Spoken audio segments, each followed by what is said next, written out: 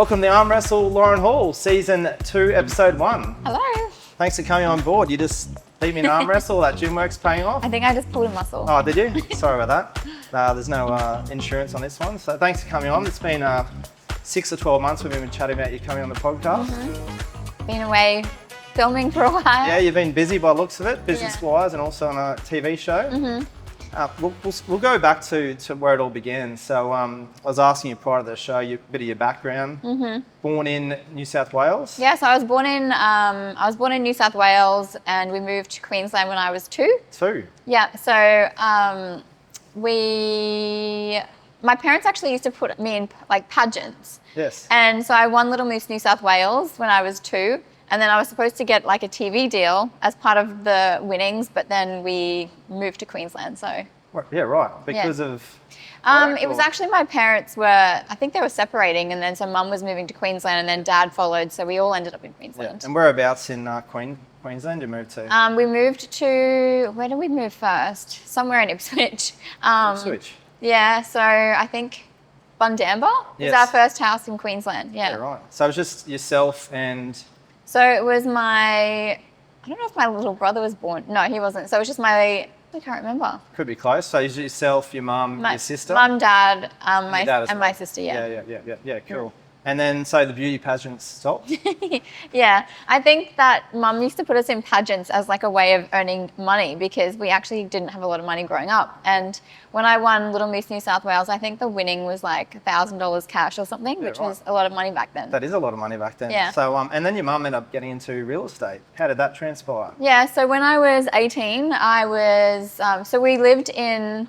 we still lived in Ipswich until I was about 17 or something. And then Mum moved to Manly when I was halfway through my schooling year.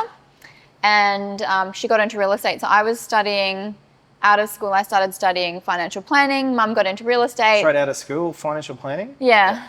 And Mum's business started taking off really quickly. So she asked if I would join her. So I quit financial planning and started working with her pretty much from when I was 18. And was it McGrath, was it? We started out actually at Ray White Tingalpa. Wow. And then we were there for a few years, and then we went to Remax, and so we're at Manly office in Remax. And then from there, we opened the McGrath franchise in Gumdale. Gumdale, there you go. And that, obviously, you had school, first and secondary college around that area, or? No, I went to school in Redbank High. Redbank High, there you go. Yeah, it was definitely a rough school. It was like, it was... That's where you learned to put your guard up?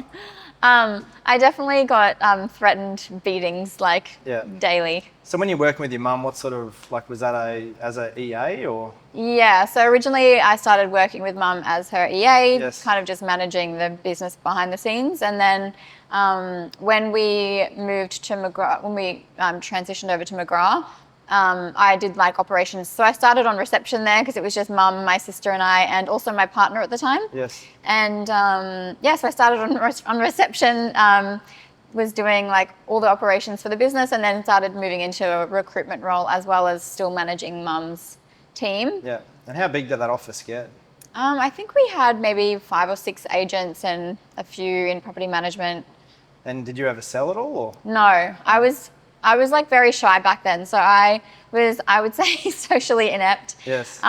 Which I just kind of stayed in my little bubble. I would work Monday through to Saturday. I'd get there at 7 in the morning and leave at 10 at night. I was super lame. I think you called it one time you're an introverted extrovert, is that right? Yeah, I think I'm an extroverted introvert. Yeah. How do you explain that? I mean, I love being at home by myself. Yes.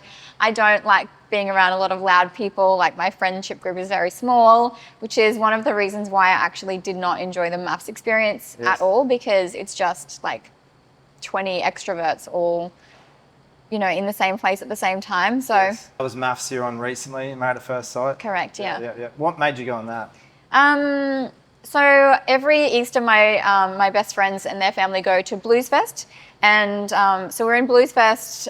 I think it was last year or the year before, last year, and my 2 best friends' parents were like, we think that you should go on the show, because they were watching a couple of episodes while we were away. Yes. And so they filled out the application for me, but we never submitted it. And then MAFS actually reached out to me on Instagram, and just from my conversations with them, I genuinely believed that they had like a huge reach, they had a big network, and that they would genuinely match me with someone who I wouldn't necessarily meet in my usual circles. So I never, like, you don't kind of go into it thinking that you're definitely going on the show. It's just like little bit by little bit, interview here, the next step. The process is very long and arduous, and like the testing process, like they test your brain, your body, your movements. And you're busy enough as it is, so you must have been getting frustrated with the process, or? I don't know. It was kind of just on the side. Yeah, I mean, everyone wants to meet, someone, the right person. So I don't know. It was kind of just like on the side in the background, and then all of a sudden, like, I just found myself on the show. There you go, on the show. So and people may have seen the show, or may not have seen the show, but going back to, obviously, Mum had her Gumdale McGrath franchise. Your sister is still involved in real estate? Yeah, so when I actually had worked with my mum for like 15 years, and working with family is obviously a great thing, and something that's, quite kind of a privileged thing to spend that much time with your family, but it's also a lot. And Mum and I sort of had different visions for the business. She was kind of wanting to retire. I wanted to like grow it a little bit more. So I decided to move to Sydney, and I actually went and worked at McGrath head office. Yes. Is that at Epping, is it? Edgecliff at the time. Oh, Edgecliff, sorry. Yeah. So were you there when all the big hitters were there?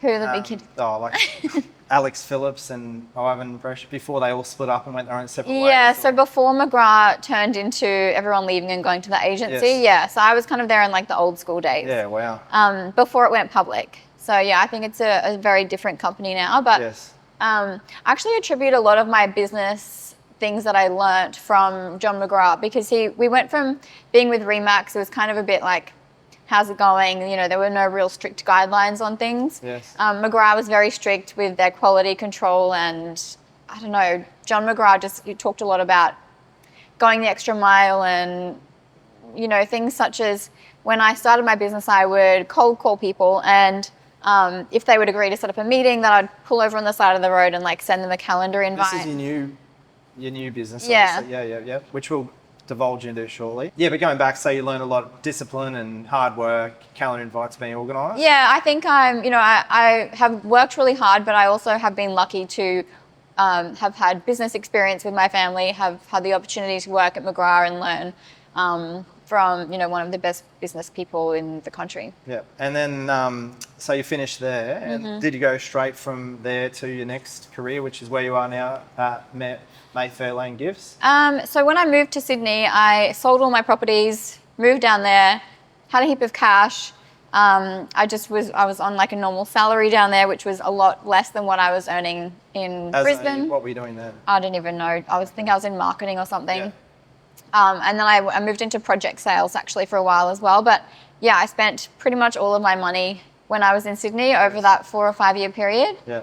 And I just decided that I wanted to come home. Yes. So when I moved back, I started working with my sister again, and she was doing, settlement gifts and stuff, and they were just kind of, subpar, expensive. And so on the side, I started just doing gifts from home. Yes. And then I have a lot of friends in real estate, so I started, doing their gifts as well. And then I just started cold calling. And then I think you slid, it's easy with Instagram these days, you just slide into people's DMs. I think, I've been really lucky. Like, social media has been, I haven't ever done any marketing, so social media has been like the biggest marketing tool for me. I think when I do, candles for someone or gifts or something like that, and it has their name on it, they're really proud to see that, and so they share it on their social media, and then I get exposure to their whole network as well. We like to drop a settlement gift off, and usually with a candle, and it's nice when you go back and actually list and sell at a house and they have the candle out there. Yeah. Like today, I'm going back to a house for an inspection. I said, can you please put those 2 candles on? It's a nice feeling. Yeah. Especially when you've got a nice Amalfi Coast candle there. And the water bottles are a big hit at the moment too. So why I love these is, in my business, there's a lot of packaging waste and stuff. We try and reduce that as much as possible. Things like these bottles, like, they literally will last forever. I gave a very good client about 4 of them, and the girls used 2. And it's nice when they say, Ross, have you got any of those water bottles? Yeah. I dropped over another 4 or 5 of them. So, but the gifts, so what I love about your story is obviously you work hard. And when you first started off, you're working out of your back of your partner at the times. Yeah. So I started I think I started making gifts just at home in my kitchen or something. It was like, one here or there. And then when I decided I actually wanted to make it an actual business, my partner at the time had lots of spare rooms. So we set up one of them. I think it was actually his poker room he converted for me. Into a gift room? Yeah. So we did like shelving all around, and then I was working full time. So I would finish work in Brisbane at 5, drive to the Gold Coast, have quickly dinner with him, and then just go into the spare room and make gifts until, yeah. But it used to take me so long to make like one gift back then. It would be like all night and I would have made 4 hampers. Yeah. And then you went from there to your granddad's place? Yeah. So he and I ended up splitting up, and we moved all of the stuff into my granddad's house. So I pretty much took over my whole granddad's house. He had his little corner in the lounge room, and then, we had shelving everywhere. But every night when I finished work, I had to pack everything away so that his house looked normal again. Like normal again. Yeah. There you go. So I wasted hours and hours and hours every night packing up and, it's all a learning curve when you're especially a young entrepreneur trying to make it in a career like that, I guess. Yeah. And I don't know, I always wanted to keep my expenses low, and I still do to this day. Like I don't, the partner that I had at the time whose bedroom I was running it out of, he was like, because he was big in business and very successful, and he was like, you need a big warehouse, you need to start bringing in shipping containers of stock, and I just was like, it's just not where I'm at. Like I've grown slowly, and I think that's kind of... And you've grown organically as well. Yeah. Yeah, well, I remember a few years ago coming out to your warehouse you're sharing with the florist. Oh, yeah. And all those orchids. Oh, yeah. I was like, remember how many carloads those orchids I know. I never did those orchids ever again. Never did them again, but I've never had such good feedback on those really? orchids. And a sister of one of the people that I dropped them to didn't get one because she'd moved houses. And I saw her like 18 months later, and she blew up deluxe at this party at me and goes, how dare you didn't give me an orchid? And oh, God. they were a big hit. So, yeah, thanks to those orchids. Yeah, I think like that's one lesson in business. So I don't think I made really any money off those orchids because it's the first time I'd done it. And like one of the things that you asked me today is like, how do new ideas come in my business? And it comes from like clients asking me for specific things. So I'll like research it and try new things. And that time, like obviously it was a big hit and whatever, but it was a lot of work. Yes. And I don't think in business, it's not always about making money. It's about, providing a service to your clients, and you've been a client of mine for a long time. Yeah. So. Well, then now we've bought, I don't know how many. Yeah, exactly. Was the candles. And I was known as the candle man. Mm-hmm. Well, candle man because of you. And now it's the water bottles. So it's a couple of new colours coming out shortly. But it's one thing must be tricky, which you've done very well. You work with a lot of real estate agents as well. No one gets jealous of each other. I think that as long as everyone feels like you care about them and you show them that you care about them and you don't, mix people's ideas with others and... Well, it's hard. There's a lot of egos in real estate, but one thing I've watched with your stories, even on your Instagram, whatnot, you put a little bit of everyone's, whether it be bottles, settlement gifts, candles, everything, so they all sort of feel a bit warm and fuzzy. Yeah, I don't know. Do people want me to share their stuff? Sometimes I think they don't. I don't know. I don't share a lot of stuff. Like clients that I've had with me for 4 or 5 years, I feel safe to share their stuff. But sometimes I post things on my social media, and one of my competitors, they just stalk my social media relentlessly, and then they'll start calling the clients. Like, really? I don't follow them. I don't actually care what other people are doing. Sounds like real estate. Yeah. But one of my new clients, he actually messaged me. So it was our first deal that we'd done, and we shared it on social media, and he called me and he was like, your competitor rang me, and she's like extremely aggressive. And I just don't think that kind of model works in it doesn't. business. Yeah. It's about relationships. And if someone wants to work with me, great. If they don't, great. Yeah, 100%. Going back to the family business, obviously, and soon after that, your mum then went and retired?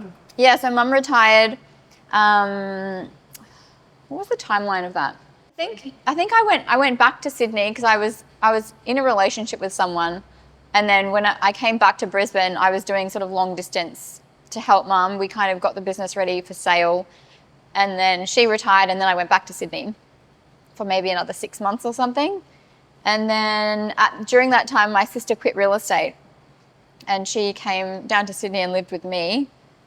And then maybe 6 months after that, we moved back to Brisbane. And then she's now up in Hervey Bay.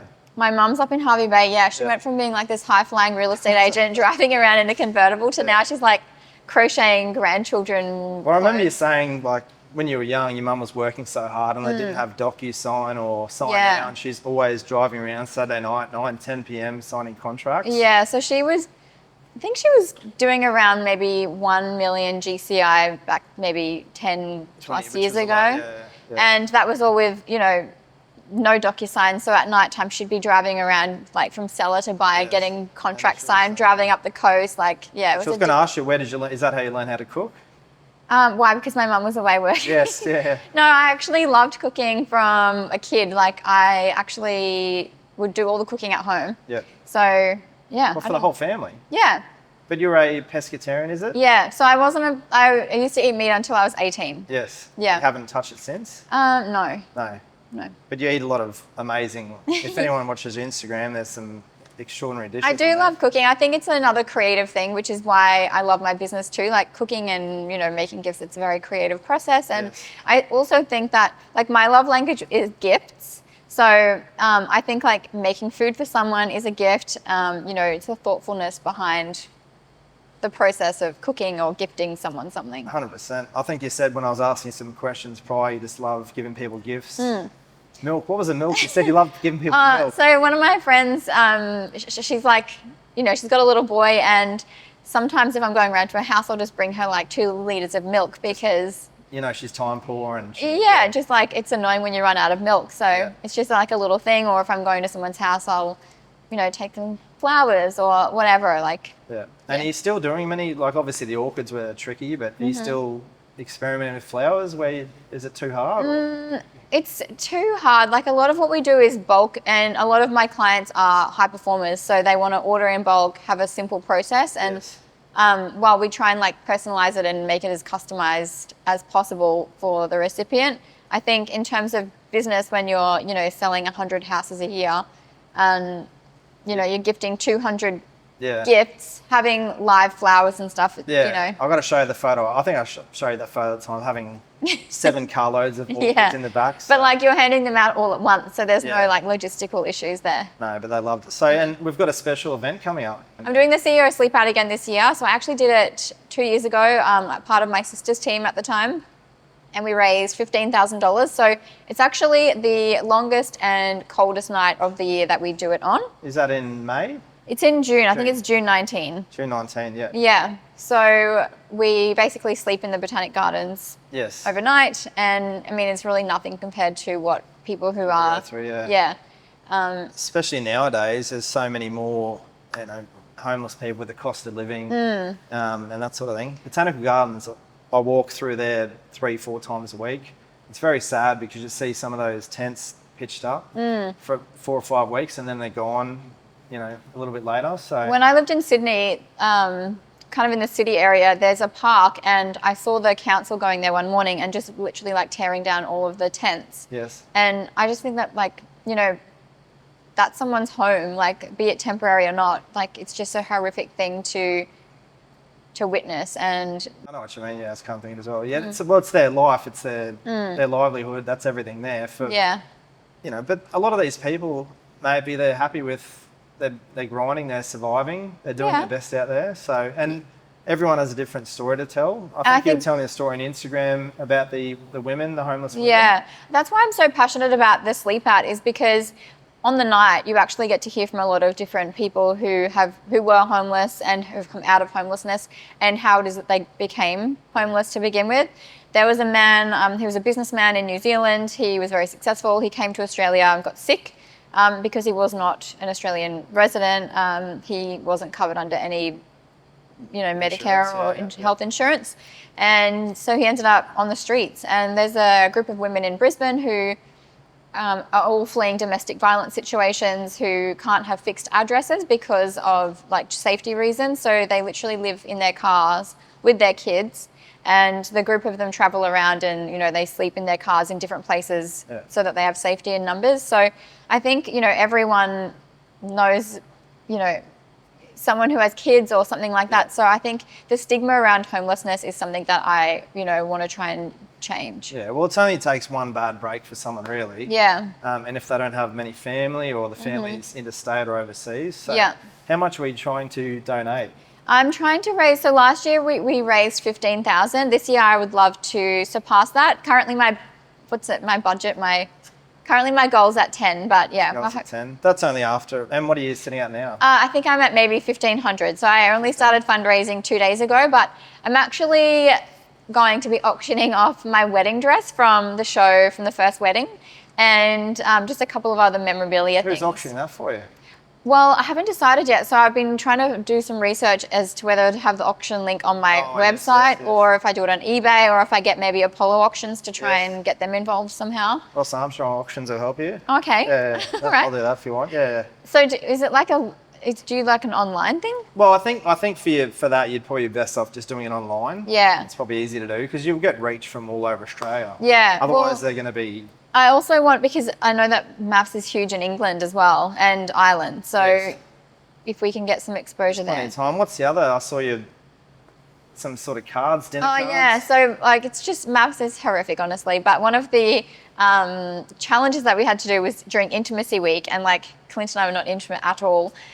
So we had to ask each other these very awkward and uncomfortable questions that the experts gave us in an envelope. I pretty much refused to answer most of them on camera. That's why they didn't air that episode. Like they didn't air it on the show because it was kind of a nothing challenge. But I kept the envelope with all of the questions in there. So well, you could buy that. That's a separate auction. Yeah, separate, and also like you can use it to spice up your love life. Yes, that's true. Real love life, not a MAFS love life. Exactly. As well. Yeah. So, yeah, cool. Well, I'll put in from myself and the arm wrestle 1,000 to get the ball rolling. So if anyone's watching this, we'll do a collab with Lauren. Obviously, it'd be good to get some more donations because it is for a good cause. And it's tax deductible as well. So rather pay it to St. Vinny's than the taxman. Exactly. So that's on June I think it's June 19th, but June 19th, yeah. the coldest night of the year. So yeah. Correct. And you sleep in a box basically. We sleep in a cardboard box, and one thing that I noticed is when you arrive, you like set up your little spot. And the night that we did it 2 years ago, it was a completely fine night, no rain or anything. We set up, went away for an hour. We came back. All of our stuff was wet just from the condensation in the air. So that was a real eye-opener for me that even on a fine night, people who are living on the streets, you know, every night they're waking up and all of their stuff. Did you sleep much that night? Or? No. No, it would be. It's horrific, yeah. But I mean, we get fed as well. So it's completely different to someone's experience who, you know, is actually 100%. homeless. Yeah. All right, going back to obviously the podcast called The Arm Wrestle, what was when you're transitioning from many roles to your Mayfair Lane, sorry. How do you pronounce it? Mayfair Lane. I always get that mixed up. It sounds like Monopoly, you know. Yeah. What's it called, Mayfair? Yeah. You were telling me before about you drove all the way down to Central Coast. Oh yeah, I think in business, when you're trying to build a brand or, you know, trying to get clients on board, I actually had Matt Steinwade come on as a client. Yeah, so they reached out to me on social media. I was very new at the time, like my business was not big at all. And so he placed a really big order. Actually, I think what happened first is These settlement gifts or? Yeah, for settlement gifts. Yeah, so Matt Steinwade came on as a client. He actually asked to have a meeting with me. So I flew to Sydney with some samples, went and met with him, came home, and then he placed a really big order. And I'd only just started using interstate couriers like at that time, and I didn't really trust, you know, that they would arrive in perfect condition. So I rented a van, filled the truck with like all of his gifts, and then I drove to the Central Coast. From Brisbane From Brisbane, yeah. I stayed in some like dodgy motel overnight, and then. But you're looking at the bigger picture, obviously. Yeah, and then he was a client of mine, and he's still a friend of mine to this day. So, and you still do business with those guys? Yeah, how good. And how many? Probably hard question to answer, but how many rough clients would you have in? I have hundreds. Hundreds. Yeah. And you've got a team of, I think you said a team of 4? Yeah, so we have people that obviously do different roles, but my main is 2. Your main is 2? My main team, And they're there full time? Yep. So you got a little bit more flexibility in your life now? Yeah, my life is very blessed. More Byron, hinterland. I'm actually going to Byron over Easter, but I think I'm going to Bali between now and Easter, and then I'm going to Europe in July as well. There you go. But it's all the hard work you did, 60, 70, 80-hour weeks. Yeah. People only see the end of it, but they didn't probably see you back then when you were sort of grinding. When I first started the business, and for probably the first 2.5 years, I worked full time. So I was doing like 70, 80 hours a week, working 6 days a week. It was really tough looking back on those times. I didn't have much of a life at all, but I don't know, I just knew I believed in myself and I believed in my product, and yeah. Well, it's transpired now. So you got so many. And what's the next best product? I know you those. What are those hand soaps called? So probably our most popular product is the Alive brand, which are the girls from the block. Oh right. The two sisters. I don't know what the product was, but Lauren did those. I said, "What's a good product to have for settlement gifts?" And I did about 100 of them, and people were loving it. So, you did the hand soap and lotion sets. And it was nice because you turn up to someone's house in a year and they've got the soap there on the kitchen. They're an expensive product. Like, people often won't buy them for themselves. One of my clients, in their gifts every time, they've got Alive products in there, and their clients say, we've been wanting to buy this for so long. So I think to gift something to someone that they wouldn't necessarily buy for themselves but they want is it's nice. In my opinion, it's much better than buying alcohol or chocolate. Yeah. Something like that. What's the next big wave of settlement gifts, or it was candles, water bottles? Probably. I mean, Glass House is probably up there as well. Like, everyone loves and knows that brand. So fill me in. Glass House candles. Oh, Glass House candles. Yeah, so we do our own custom branded candles, but a lot of the time we will use Glass House just because it takes up a lot of space in the box. It looks great. Everyone knows and loves the brand. So. Yeah. And obviously this business has given you some good success. Mm-hmm. You're now living in a nice house on the south side. Yeah. I just bought my new house in last year in Norman Park. Yes. I actually have a crazy story about that house. Yeah, we'd love to hear it. So I moved in, and within a week or two, someone was coming during the night and cutting my power and opening my garage.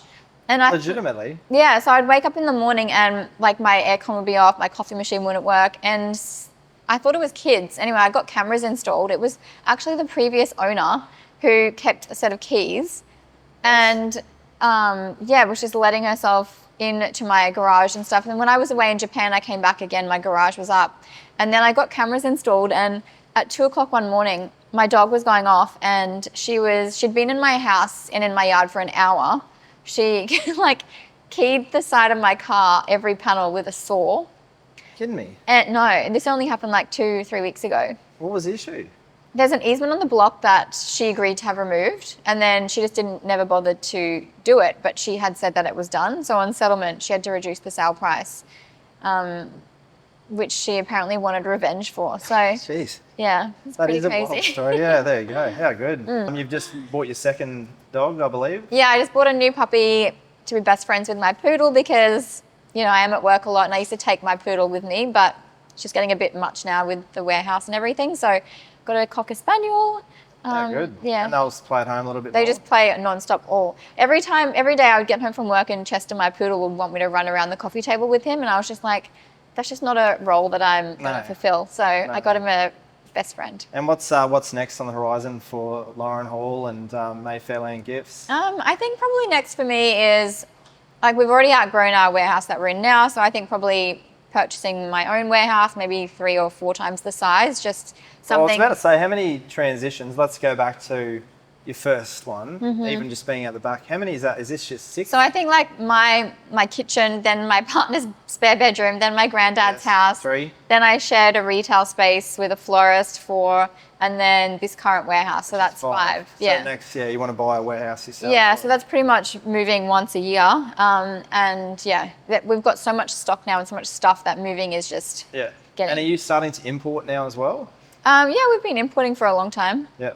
So the first partner was right, maybe. Just you had to progress together. I had to progress at my own pace, and he was wanting me to drop a lot of money on product, and it just, my business just doesn't work that way. So I import things kind of on an order basis. I don't just go importing shiploads of stuff. Have you made good contacts over in China and those sort of places? Or? Yeah, I think most of my suppliers that I've had from the beginning I still have now, because finding suppliers that are reliable, communication, quality is really hard. So that's, it takes a lot of time. Yeah, and you wouldn't go on another MAFS show or experience? No. I'd never watched the show before. If I had have watched MAFS before, I would never in a million years have gone on the show. No, you didn't know what you're getting yourself into. No, I didn't. And, people online, say, of course they know what they're getting themselves into, but like you cannot possibly understand what it's like until you're in it. Like we locked in our apartments basically all day long. You can't leave your apartment and go down even to get coffee without permission, without being escorted. Like you're basically imprisoned. In prison, there you go. What about training and going to the gym and stuff? When you're filming? Yeah. So you get allocated times where you're allowed to go, and they make it so that no one is going to the gym at the same time because they don't want you having conversations off camera. Ah, that makes sense, yeah. And will your sister go on there, do you think? Or I don't know. We haven't spoken about it. Honestly, I don't recommend that anyone ever goes on the show. Not unless they're probably trying to boost their social media career or... And to be honest, I feel like most of the people that I was on the show with, they'd quit their jobs to be there. They were kind of hoping that this would be the next career for them. Yeah. And that's why they stay on the show right to the end, even though if they hate their partners or not. And, they're there to make drama. They're trying to get as much airtime as possible. Yeah, whereas I think, you're a bit more of a straight shooter. Yeah, I couldn't wait to get out of there. If I could have left a weekend on my second time in there, I would have, but But you can still work, because you can still work while you're on the show, can't you? Yeah, so you get, most of the time you don't have your phones, but you've got like a couple of hours during the day where you can work on your laptop or something like that. So every morning I would do 2 or 3 hours of work and then, get stuck into filming. Well, there you go. Well, really looking forward to the CEO Sleepout. As I said, we're going to donate $1,000. Thank you. That's huge. Yeah. That's my biggest donation so far. Well, I haven't put the money in yet, but it will come in. But it's a charity that, as I said, like I see a lot of homeless people every day. It's very saddening. Obviously, it's hard with cash. I never knew, actually, the big issue. Yeah. I actually never knew. My sister told me, because she's a social worker, that they're all homeless people. Hustling. So I always try and, whenever I see one of those guys, I always try and buy 1 or 2 copies, because they're actually out there trying their hardest. So, and they've got the little pay pass thing. So it's a great cause, but I think the 10,000 will get smashed and hopefully push it more into 30,000. Thanks so much for coming to the arm wrestle, Lauren. Thank you. Thank you.